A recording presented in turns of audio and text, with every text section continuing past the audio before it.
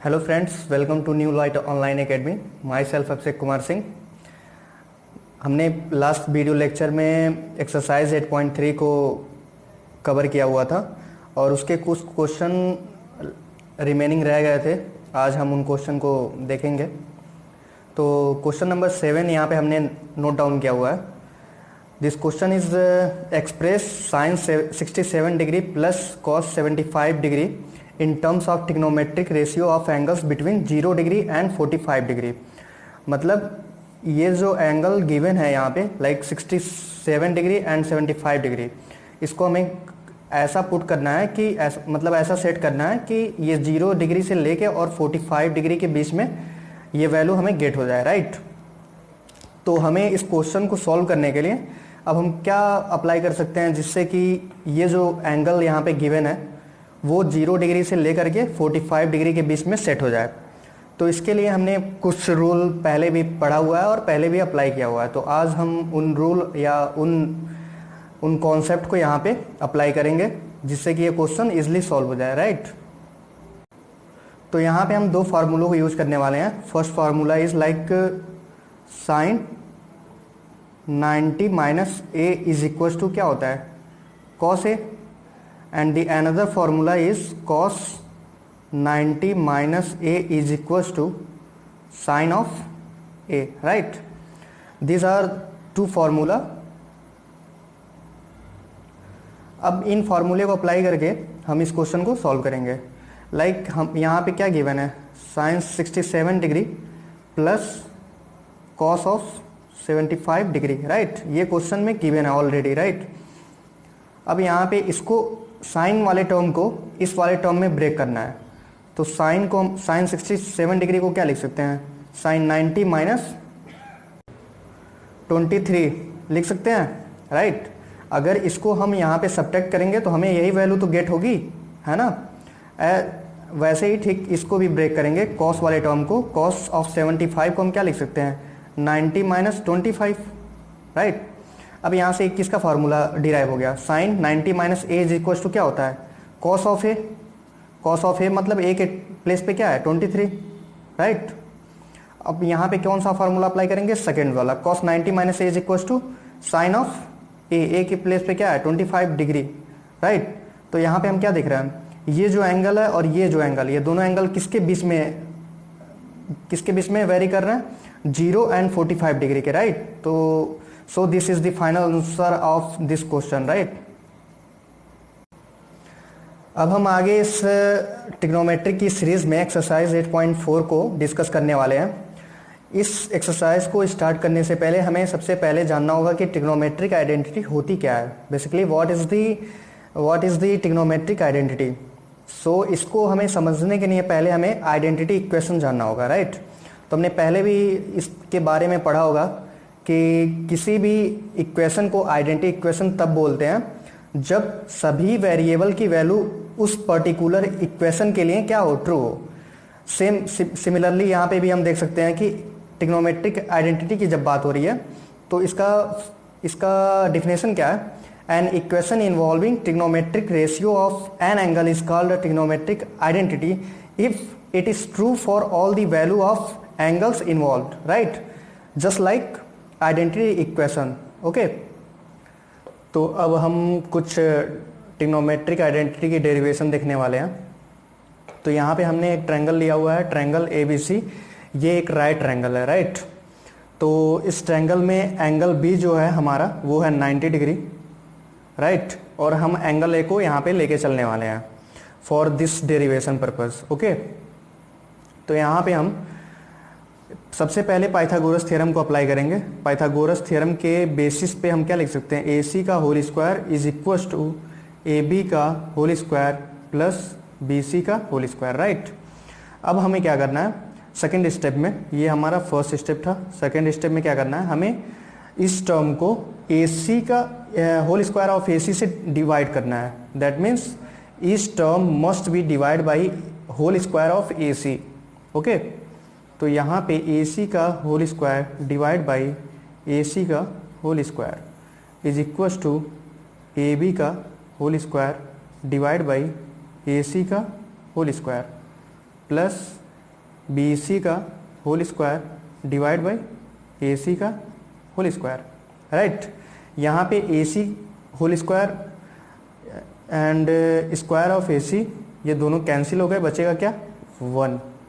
Okay, अब यहाँ पे क्या बच रहा है, A B divide by A C का हम पूरे का होल स्क्वायर लिख सकते हैं, इसको इस वाले टर्म को एज इट इज़ लिख सकते हैं ना। वैसे ही B C divide by A सी को भी हम एज इट इज़ लिख सकते हैं। अब हमें क्या देखना है, यहाँ पे हमें अगर हम साइन की बात करें, sine of angle A is equal to, sine of angle A is equal to क्या होगा, B C divide by A C. ये फार्मूला हमने पहले भी पढ़ रखा है, राइट। और जो सेकेंड फार्मूला यहाँ पे अप्लाई होगा, cos of A is equal to क्या होगा, A B divide by A C, क्योंकि कॉस के फॉर्मूले में हम cos A is equal to होता है बेस डिवाइड बाई हाइपोटेनस, वही हम यहाँ पे राइट डाउन कर रहे हैं, राइट।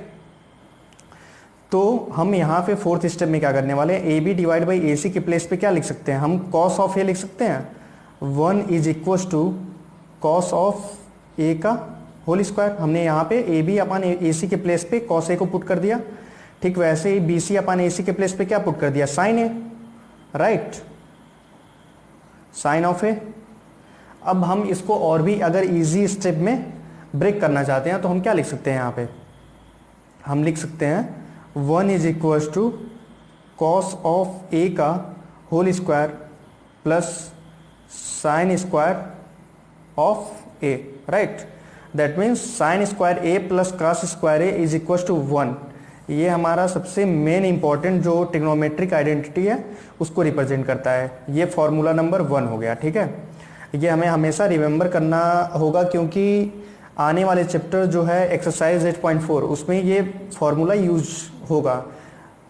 अगर ये फॉर्मूला आपको रिमेंबर नहीं होगा तो क्वेश्चन सॉल्व करना वेरी डिफिकल्ट हो जाएगा, राइट। अब हम बात करते हैं इसके और भी ट्रिग्नोमेट्रिक आइडेंटिटी जो है उसके बारे में। तो सबसे पहले यहाँ पे हम उस ट्रायंगल को फिर से रिक्रिएट कर देते हैं।